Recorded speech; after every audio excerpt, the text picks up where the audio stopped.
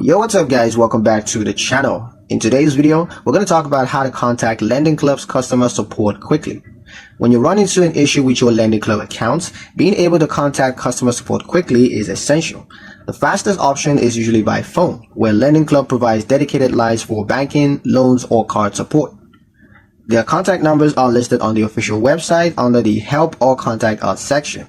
Calling during business hours typically gets you the quickest response. Another quick method is the in-app support feature. By logging into the Lendingclub mobile app, you can navigate to the support section and either start a request or get directed to the right channel. This can save time compared to browsing the website.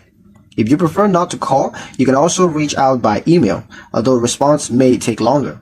It's a good option for non-urgent matters. Make sure that you include key details like your full name, the last 4 digits of your account, and a clear description of the issue, while never sharing your full account number over unsecure channels.